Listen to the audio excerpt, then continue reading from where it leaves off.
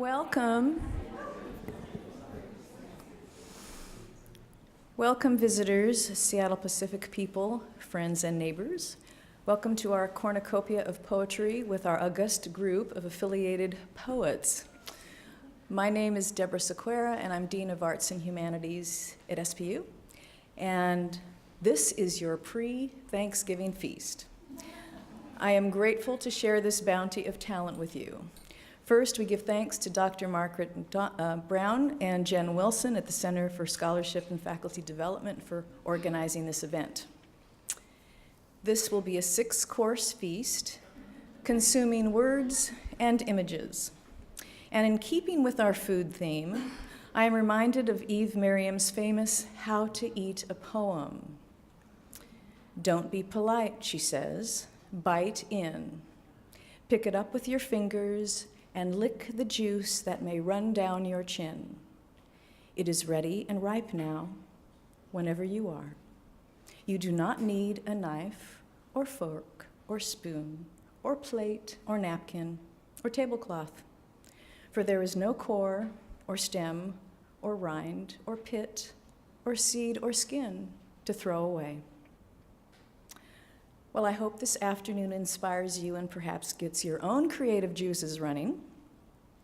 Our presentations are in alphabetical order. We'll start with Scott Cairns, Professor of English and Director of the MFA in Creative Writing, Eugene Lemcio, Professor Emeritus of New Testament, Jennifer Maier, Professor of English and Associate Editor of Image Journal, Hannah Notest, writer and editor of Response magazine from 2010 to a couple weeks ago. Am I right? Doug Thorpe, Professor of English, Faculty Advisor for Lingua, and Mischa Willett, Instructor of Writing. And now for our first course, Dr. Scott Cairns.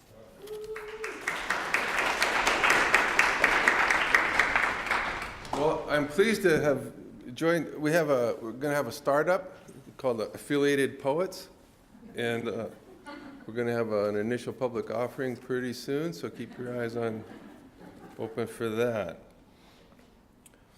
So it's close enough to Advent, so a poem called Advent.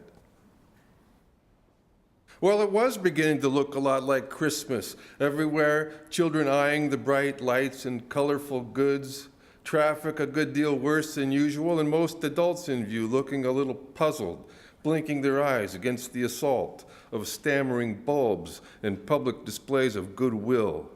We were all embarrassed, frankly, the haves and the have-nots, all of us aware something had gone far wrong with an entire season. Something had eluded us, and, well, it was strenuous trying to recall what it was that had charmed us so back when we were much smaller and more oblivious than not concerning the weather, mass marketing, the insufficiently hidden faces behind those white beards and other jolly gear.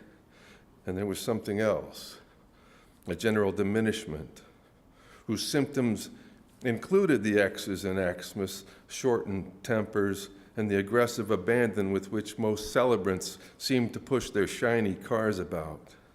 All of this seemed to accumulate like wet snow or like the fog with which our habitual inversion tried to choke us, or to blank us out altogether, so that of a given night, all that appeared over the mess we had made of the season was what might be described as a nearly obscured radiance, just visible through the gauze, either the moon disguised by a winter veil or some lost star, isolated, distant, sadly dismissing of us and of all our expertly managed scene. Happy holidays. Annunciation.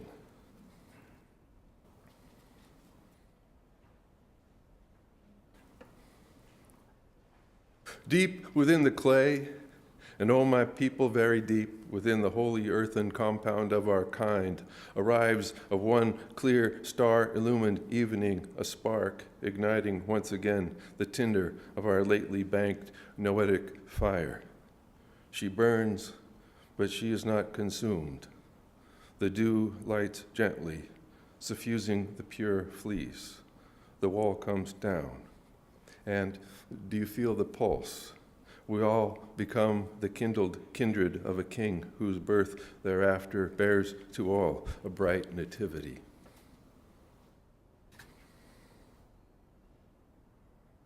That was cheerier, I think, and I have the microphone. Christmas green. Just now, the earth recalls his stunning visitation. Now, the earth and scattered habitants attend to what is possible, that he of a morning entered this, our meagered circumstance, and so relit the fuse, igniting life in them, igniting life in all the dim surround. And look, the earth adopts a kindly affect. Look, we almost see our long estrangement from it overcome. The air is scented with the prayer of pines. The earth is softened for our brief embrace. The fuse continues bearing to all elements a curative despite the grave. And here within our winter, this, the rising pulse, bears still the promise of our quickening. You all know how a dramatic monologue works? Class? Just here's one. It's called Possible Answers to Prayer. Your petitions, though they continue to bear just the one signature, have been duly recorded. Your anxieties, despite their constant, relatively narrow scope and inadvertent entertainment value, nonetheless serve to bring your person vividly to mind. Your repentance, all but obscured beneath a burgeoning yellow fog of frankly more conspicuous resentment, is sufficient. Your intermittent concern for the sick, the suffering, the needy poor is sometimes recognizable to me, if not to them. Your angers, your zeal, your lip-smackingly righteous indignation toward the many whose habits and sympathies offend you, these must burn away before you'll apprehend how near I am, with what fervor I adore precisely these, the several who rouse your passion. That's enough of me. Now, I have a question for you, Eugene. So, given that you write in a lot of modes, I thought I'd ask you, what makes a poem a poem? What's the difference between, say, when you're working on a poem? What's your evaluation of the difference between what we would call poetic text and a text that doesn't necessarily serve as poetic text? All yours.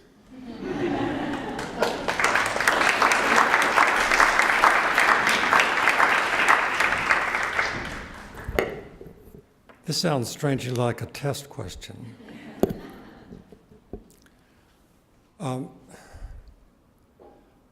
My poems tend to be more narrative, so it's up to the imagery to do the heavy lifting. And so the more visual they can be, the more pictures they can be, that's what moves them into the realm of poetry. I think that's the best I can do. Thank you. On page 4 of the distributed sheets, I've provided backgrounds to each of the 3 poems. With any luck, there won't be time to read the third. It's been universally rejected by editors and disliked by my friends. I'm beginning to think maybe it's not a good poem. I'll start with The Wasteful Gene for Lala Ward, who's the wife of the evolutionary biologist and militant atheist Richard Dawkins, author of The Selfish Gene. She did a stint on Doctor Who, subsequently becoming a well-known embroiderer in Great Britain. During a term at New College, Oxford, when I was visiting research professor, I became acquainted with Professor Dawkins' Later, he argued in the New Humanist magazine that while nature is miserly, using all that she creates, the church is wasteful in its extravagance. After exchanging a couple of emails with him, I wrote this first poem in response, suggesting, with Lala in mind, that creativity is wasteful, that imagination involves all sorts of loss in time and energy and material. It's been said religion's profligate but Mother Nature's mean, a miser who makes jealous use of all she breeds. And yet her children, prodigal, reject this legacy. One finds it dramatized in that theatrical cliche of writers tossing crumpled pages clear across the room because they could not get it right again. That Florentine discarded tons of marble blocks since they refused to yield the forms he knew were locked within. We'll neither see nor hear again rehearsals of those masterpieces that define our human heritage as co-creators of both sound and sense. They linger mostly in the memory of those who sang and played and spoke. Can any count the frames of now outdated celluloid whose strips curled loosely on the floor until custodians consigned them to the pit?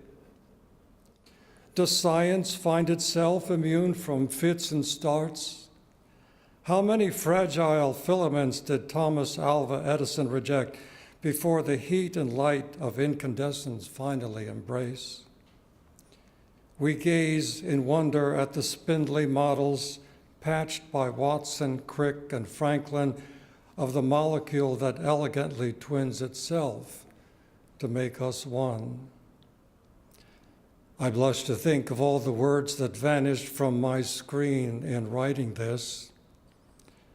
Perhaps they still inhabit cyberspace, though launched into the void with expletives for which I'll have to give account on that great day. Such costly labor lost, these deeds of love that follow in the train of Adam's curse. The second and last one is called Tashlich 2015. The word is derived from Hebrew, which means to cast or throw or toss, and it's associated Rosh Hashanah, the Jewish New Year. We drove to Marysville, that halfway point from north and south. Both friends are Jews who pledged their fealty to Yeshua. We ate at Noam's, a rural eatery with global recipes, and shared what led us to this place and time. Each story was distinct, but at the core remained the same. Regarding Alan's family, the borough, Queens, New York, provided refuge after members fled Romania before the war. Valeri freely came to Washington not all that long ago from Rivana via residence in Southern California.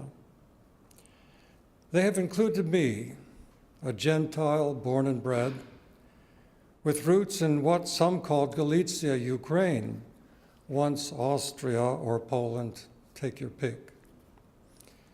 Nearby, an Eastern European deli stocks cuisine that even certain locals have the courage to enjoy. Pierogi, poppy seed, kapusta, and a darkened rye. But it's the challah that became our goal that day. We drove some distance to a newly opened park to find a stream elected for this ancient rite designed to bear our sins away.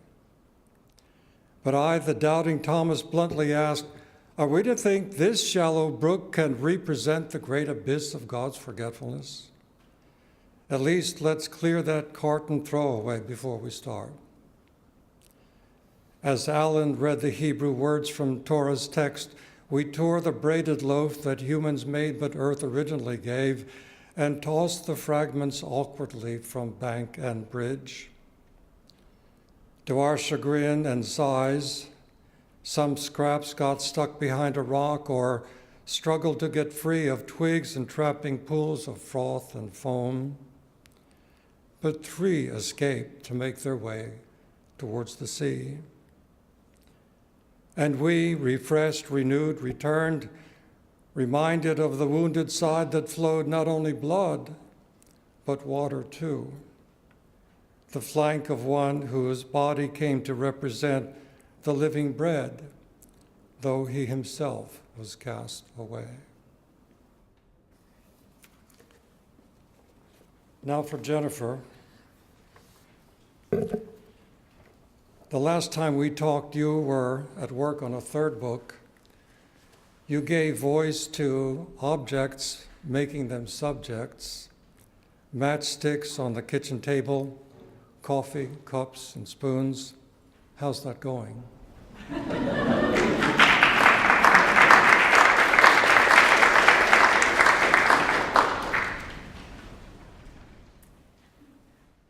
Well, it's still going, and we're going to hear from one of those objects as my 3rd poem. I thought I would read 3 poems, one from my first book, one from my second book, and one from that book in progress. So thank you. And thank you all for coming, wow, on this dreary, rainy November day. And thanks so much to Margaret and Jen for putting this together.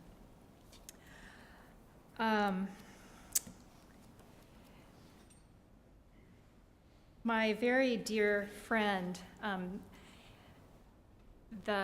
mentor, the late poet Madeline DeFries, gave me some good advice. She said about reading, she said, always start with a short one that doesn't need a long introduction because people aren't really listening. They're distracted. So I'm going to begin with a poem where the title kind of says it all, Love at First Sight. You always hear about it. A waitress serves a man 2 eggs over easy, and she says to the cashier, that is the man I'm going to marry. And she does. Or a man spies a woman at a baseball game. She is blonde and wearing a blue headband. And being a man, he doesn't say this or even think it, but his heart is a homing bird winging to her perch. And next thing you know, they're building birdhouses in the garage. How do they know, these auspicious lovers? They are like passengers on a yellow bus, painted with the dreams of innumerable lifetimes, a packet of sepia postcards in their pocket. And who's to say they haven't traveled backward for centuries through borderless lands, only to arrive at this roadside attraction where chance meets necessity and says, what time do you get off?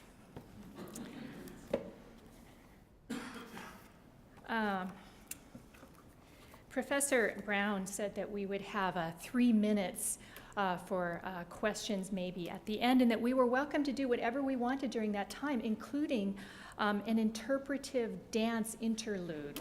And I thought, wouldn't it be funny if we all did that, if all the poets got up and did this interpretive dance, especially now that we can dance freely here at SPU. But don't worry, I'm not going to do that. But I thought I would read a poem from my second book, Now, about dancing. For a while, I kind of had this strange obsession. Here's a confession tonight, this afternoon. I used to be kind of hooked on on watching Dancing with the Stars. Now, I would watch it with the sound off because I couldn't stand the commentary, and I didn't care at all about the stars. But somehow there was just something very calming about watching these whirling bodies on the dance floor. And I thought, yeah, in my other life, maybe I'm a ballroom dancer. And so I began to wonder what it would be like to live so completely in one's body as a professional dancer or as an athlete of some kind. And it got me thinking about that wonderful little poem by May Swenson, which is so good for teaching prosody and other things. Body, my horse, my house, my hound, what will I do when you are fallen? So all of that came together, and it led to this poem called Your Life in Dances. One day you will not recall the tango. The quick trail of the foxtrot will have gone cold, stepped out for good with the twist, the hustle, and the boogaloo. Then, from your seat by the window, your life in dances may seem nothing more than the repetition of a single question, asked and answered in a score of forgotten languages. In some gilded ballroom or louche lounge, or in the open air under swaying branches. On that day, you may think the sun warming your face through the glass an agreeable festoon, or the mirrored orb that shone down on the party like a god's eye, witness to each tenuous first step, each turn and counter-turn, and the little slide that left you somewhere else, alone at the punch bowl, or smiling into the face of a stranger as the beat, slow and sure, or wild as a faltering pulse, went on and on, alive and voiced as the brown-suited crooner on the windowsill, at whose invitation the soul rises now from the stiff chair of the body and steps once more and light as breath toward the whirling center, all strange light and startling music. And then finally, I thought I would read something from a manuscript in progress. Fortunately, Jean set that up a little bit. So this last poem is from a book I'm working on now, in which many of the poems are narrated by common household objects. And these objects speak to the poet, occupant of the house they share. Sometimes they speak about her. It's sort of a kind of reverse Grecian urn thing going on, I think. And so we've had a frank and startling testimony from a book of matches, a glass of wine, a light bulb. I almost brought the light bulb poem, which would have really connected with your Thomas Edison reference, Jean. Often I'm finding that the tone of these objects who narrate their own poems is drifting toward sadness or irony, or often they have a bit of an attitude. So I was grateful for this next speaker who stepped in the book to kind of rebalance the scales. So the poem is spoken by the title to their human keeper. It's called Bowl of Cherries. Speaking of, I thought I'd bring something with a food theme for the cornucopia. Bowl of cherries. Wanting the whole truth, as you say, even you've got to admit there's no room for sadness here. Some things are just plain good. We know that kind of messes you up, that even now you're thinking, yes, but what else are they? It's the blight of your kind, the way you go straight to the brain, that walnut whose fruit's all on the inside, when really it ought to be the other way around. Then there would be no surprises, the goodness there for all to see, and the little stone at the center coming freely away, like those you're tossing into the hedge mindlessly, as you puzzle out how everything is like some other thing, when really it's not. Trust us, the truth ripens and falls, and its sweetness stains the ground. You're holding it now lightly between two fingers. Your tongue is red with it. Thank you.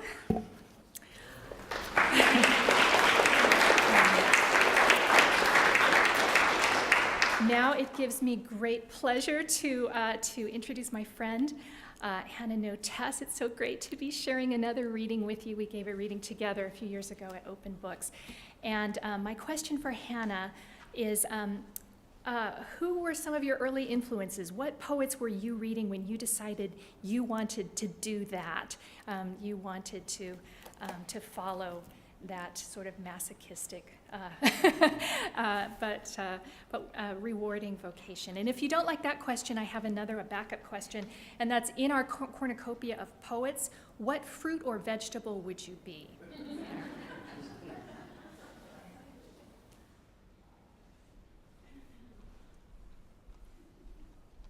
Thank you, Jennifer. I don't have a good answer to the fruit question, but I will say that when I used to read for literary journals, the most overrepresented fruit among poets is the pomegranate. So I would not be a pomegranate. I would try to be a little different. Yeah. As to early influences, I think the first poem I remember really sparking me to want to write was when I was 13 and sitting in photography class. The girl next to me had written a poem in her notebook, and I thought, I could do something better than that. And I went home and wrote one. But in terms, such a bad attitude.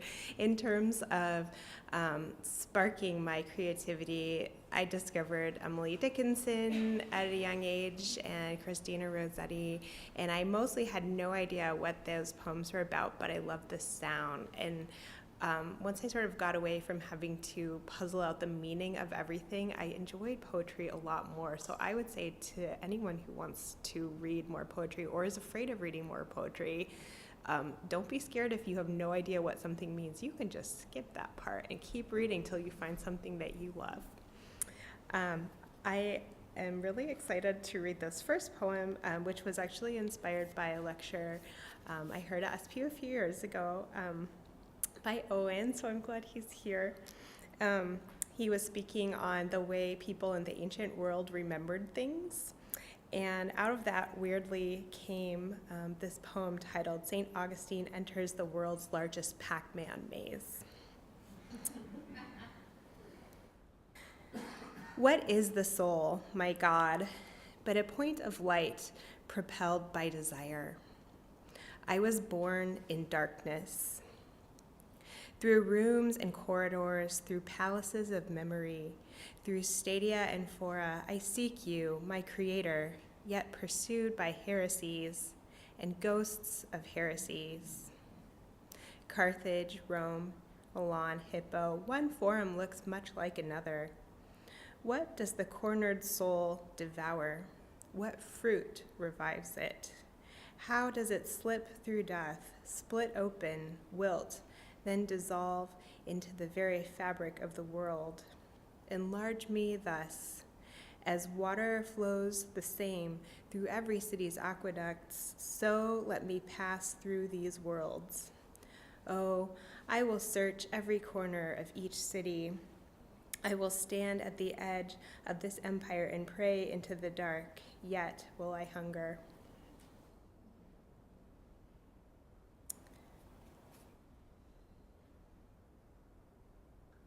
And this is actually another video game-inspired poem written in the voice of cartoon dinosaur Yoshi, who is Mario's faithful companion. It's titled Yoshi, a Pastoral. And I read this at a wedding last summer, so, it's kind of fun. Meet me in Arcadia, the forest where I was born, under trees taller than you can believe, and believe their invisible boughs map the world for us, and believe their fruit will sustain us forever. We'll leap from branch to branch like warriors who sail through bamboo stalks, still earthbound, but lightly, and I will devour everything that wants to harm you. Even the deserts will bloom with brilliant sand blossoms, and the mountain slopes will glitter, snow-clad through summer. And though I cannot consume your ghosts or enter the ruined palaces of your memory, beloved, I will wait for you, always in the roadless shade, as proof of my devotion. Dearest friend, return to the place we first met, and I will be reborn and reborn and reborn. So I have a fascination with outdated technology and modes of communication, and I started to think about how might we communicate with dead people, as that's just like a normal poetry thinking topic for me. And I thought, what if we used sort of dead forms of communication, to communicate with dead people. And that's kind of where this poem came from. It's titled Chess by Mail. I write this for you who will never read it. You're standing at a window overlooking a lower level of the afterlife, rows of card catalogs and microfiche machines, academic journals with spines uncracked, the memory apparatus we don't use anymore. Do you remember the game we played in another life? The life of aerograms and 25-cent stamps, when index cards held gambits, codes, verses, binomials. You let me rearrange the pieces, not by how they're meant to move, because you said the queen moves any direction. I am not the queen. I do not move any direction but west, but forward in time to your library as you left it, the weighted pieces high on their shelf. In this life, your commonplace books lie in bottom shelves, pasted with postcards, poems, editorials, old news. If I reassembled them, would it reassemble you? No? Pawn to Queen 4.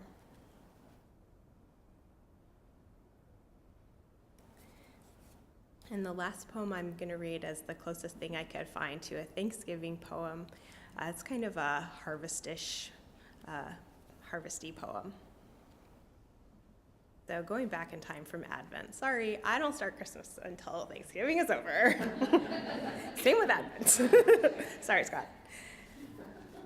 To the Gleaners.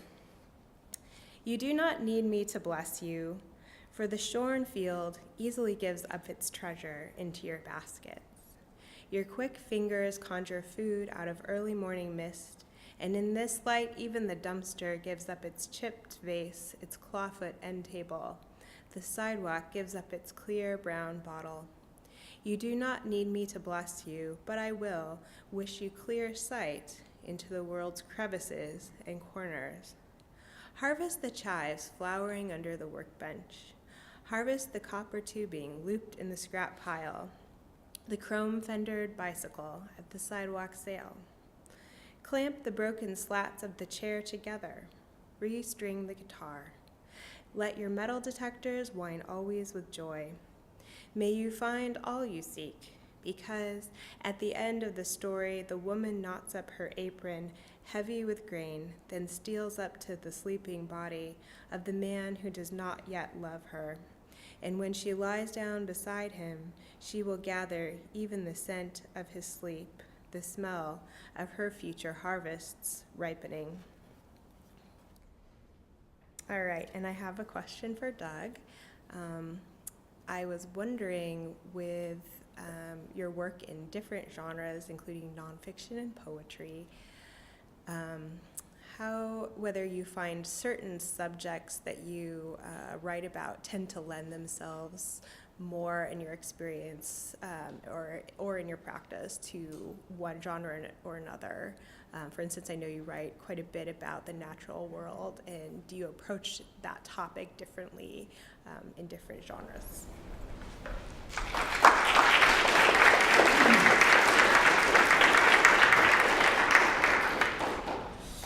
Thank you, Hannah. And I was saying to you earlier that it's more that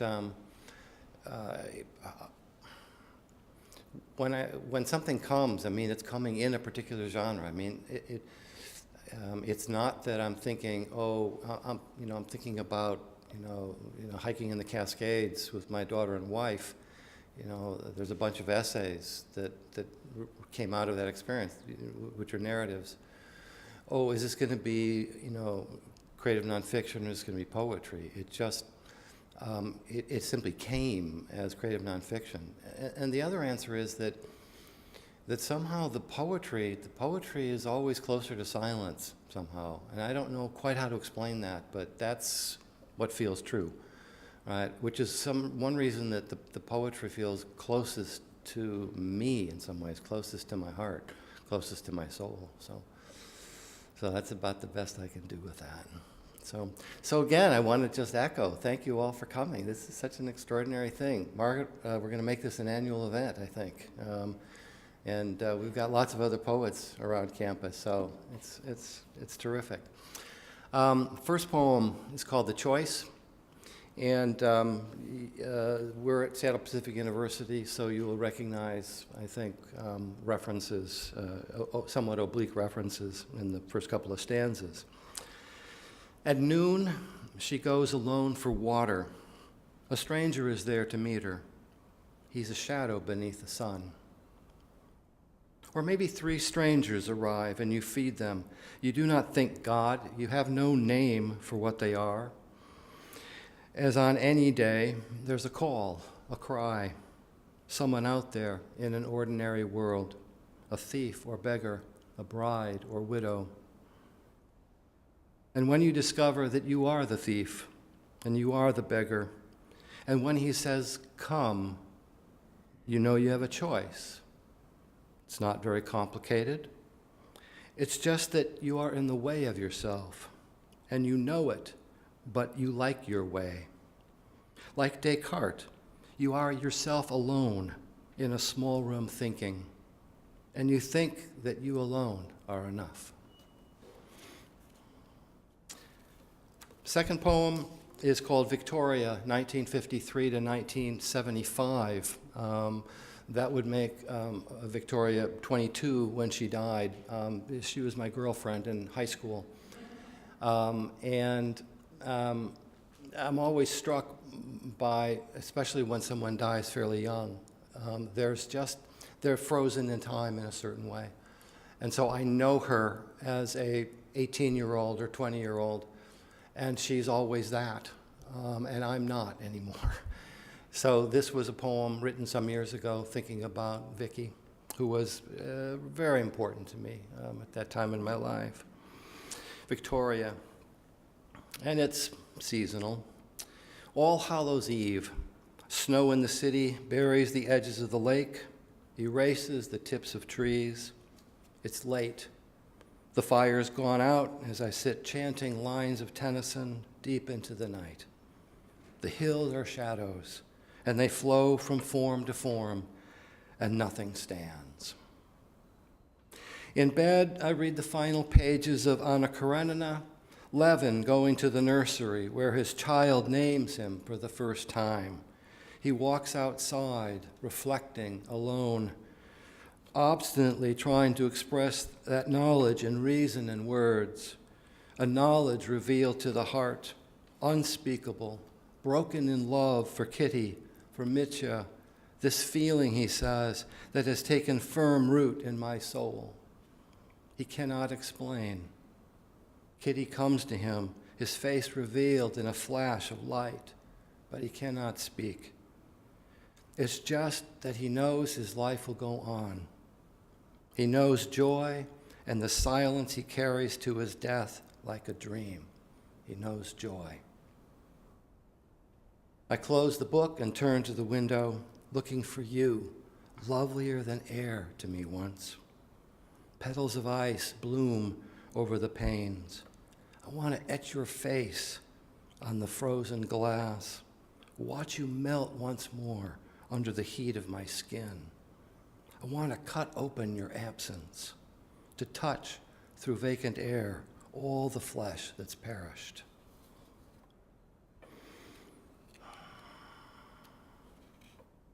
Like sparks thrown off in the dark, we flash into this world and are gone.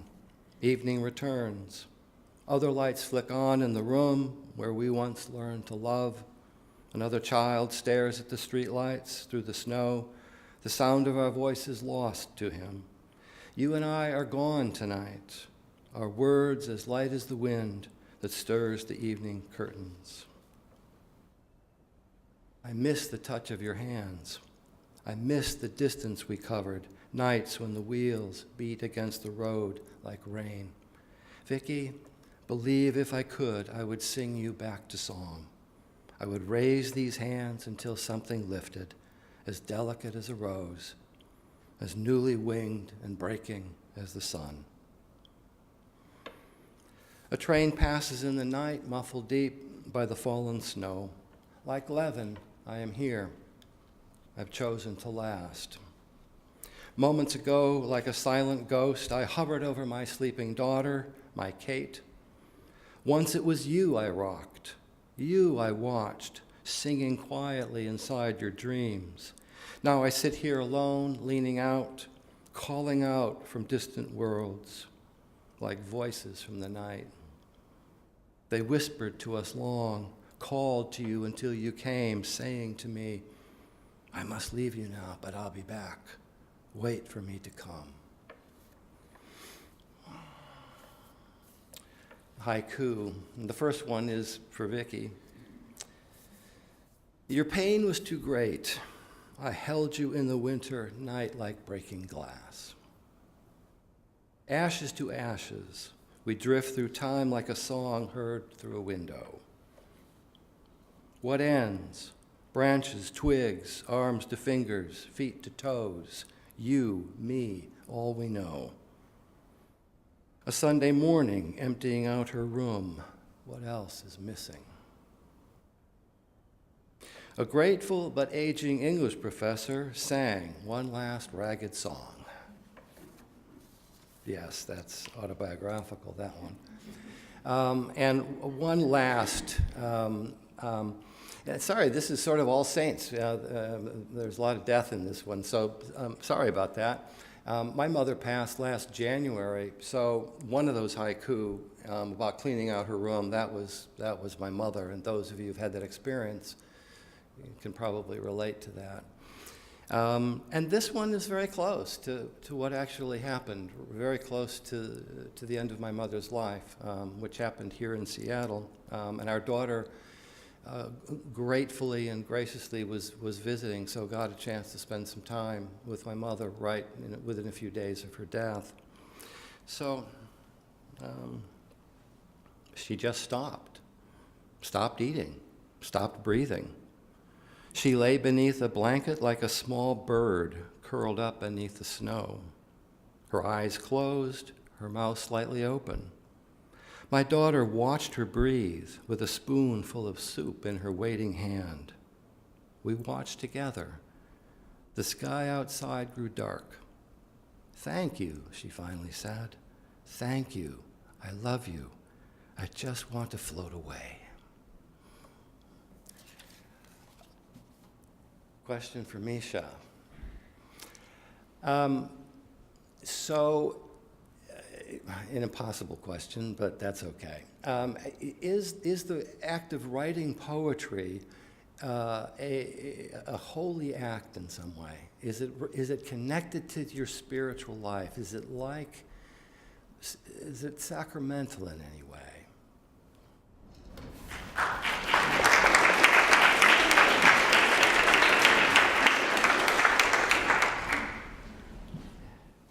Yikes, that is a tough one, isn't it? I pray before I sit down to write poems, and I feel conflicted about that sometimes, like I'm cheating somehow. Do you know what I mean? Like, Holy Spirit, who did all this other great inspiration, would you also inspire me? And I don't know if I mean in a different way. I'm scared when I pray those prayers, because then if I'm no good that day, that's got to be my fault, right? Like, was he still inspiring and I wasn't doing it, I wasn't listening? It's complicated, but it is ritualistic. It's humiliating in that it puts me in my right place, and in that way I think it's sacramental. I have to become small, right, in the face of something large and mysterious. That feels like a religious act to me. That first poem that I'll read, thanks for that question. It's worth thinking about some more, actually. Do you know those... I read these studies about how students are bad readers sometimes. And they say that you don't need the whole word spelled correctly to know what it's saying.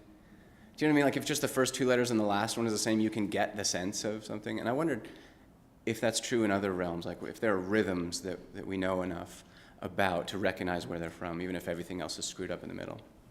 That's behind this poem. And then this curious phrase,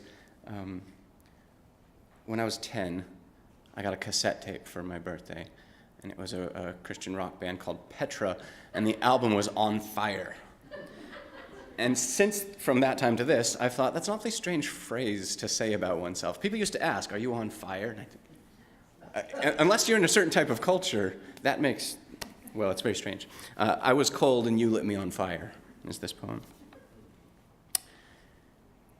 When I was hungry, you bled me.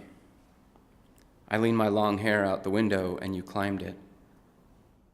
Blessed are you who, when I was a stone, made a slingshot, who slew the dragon I was stuck behind. Those gathered said, "Word, when were you wine and we spilled you? When a penny we spent?" He replied, "Do you remember the time I was in the desert and you were a date tree? When we slid the merman back over the bow? Surely, I tell you now, whenever you have hewn a forest of weak trees, whenever outfoxed a sphinx, whenever walked on a pond that's frozen, there you have stood on the sea." The people were amazed and sore and afraid. I have one that connects to something Jennifer was saying. I feel judged by the bowl of cherries on her table for having that exact same impulse. Whenever anything's going well, I think, this is really fun. I wonder when it's going to be over. I'm having that feeling right now. I love...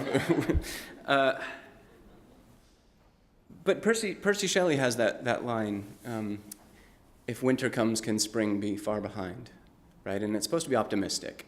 If you're in the winter, like we are now, I mean, spring is coming. Let's turn up our eyes, right? But that also means that winter's going to come back. You know that, right? It's circular. It's not like, oh, finally spring, and off we go. So I made this poem called "To the Inevitable Heartache." Don't think I can't see you there, conspicuously darkening that throughway, technically an artery, lying in wait like a tigress, baiting me perversely toward joy. Your crouch fools no one, least of all me, who knows by now well enough to sense the fall back, the way Sisyphus might vertigo at hilltop, knowing the rock's next stop is bottom. And yet, shaky cameras on a tourist boat catch my approach, a skittery wildebeest lumbering in the direction of Tigris. They hush. I put my tongue in the water, feel my flank jump and wonder why, even while I sense threat, even while one eye rolls toward the sky, which is the problem with this fertile place. Something feels right. We know that following every fullness, what's left is the milk leak of the moon. Shine spent, crescent soon.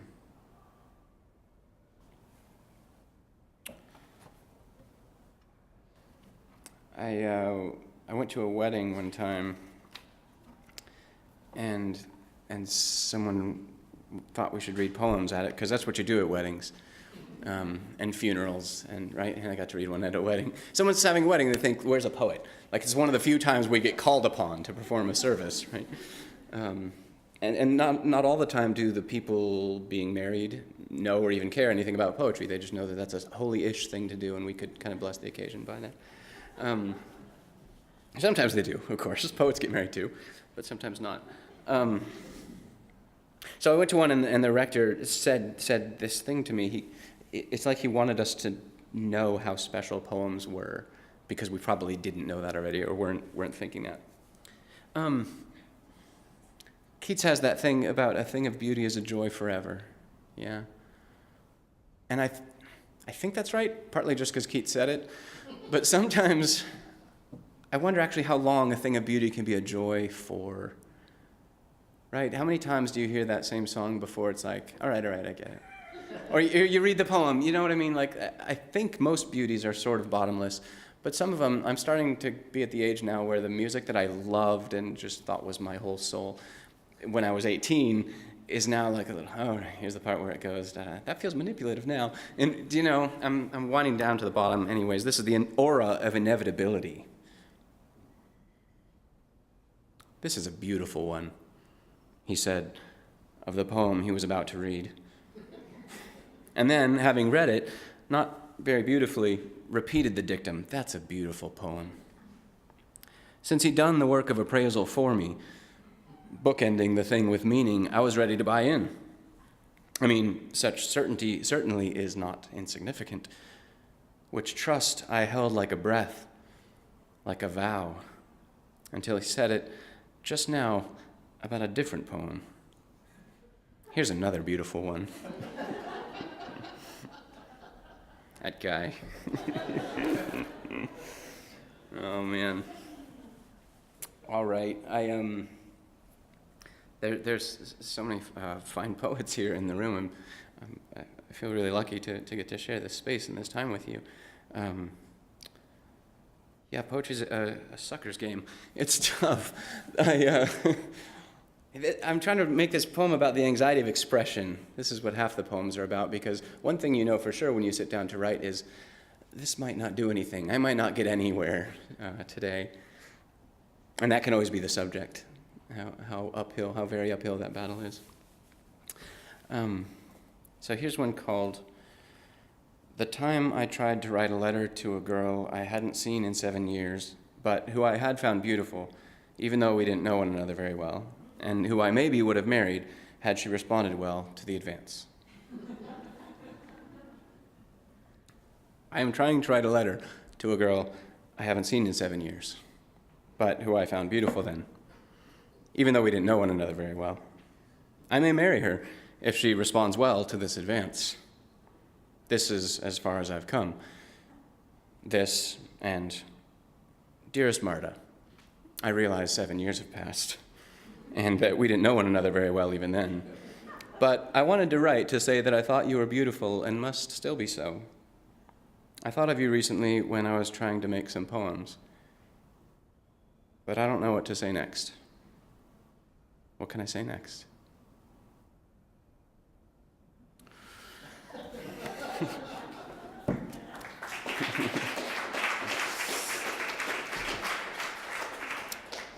Okay, so I have a question for Scott Cairns.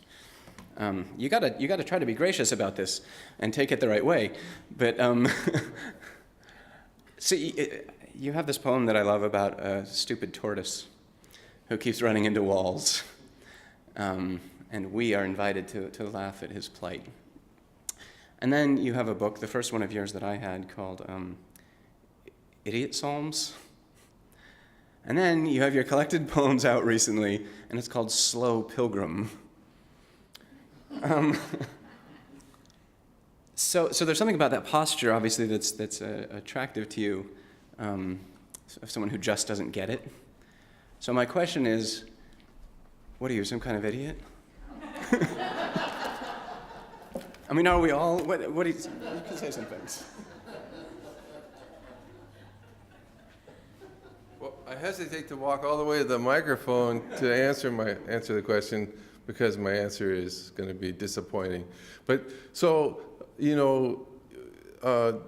we have that tradition of, Dostoevsky's The Idiot is in some ways also something of a holy fool. And so I guess for quite a while now I've recognized the idiocy part, which is a propensity for isolating, so cutting myself off from people. Whereas in the holy fool is a different kind of person who kind of self-sacrifices in order to benefit, speaking truth to power, say, or manifesting in some way a simplicity that's also beautiful and maybe soul healing. So, for a while now, I have thought of myself as an idiot who's working to become a holy fool. So that's the arc of, we'll see.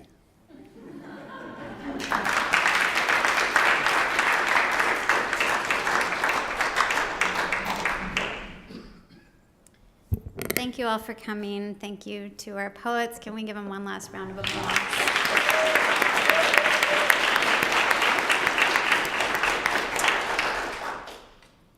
When I was 12 years old, I had my first job, and I worked cleaning houses for the Social Security Administration for elderly folks who had a hard time cleaning their own houses.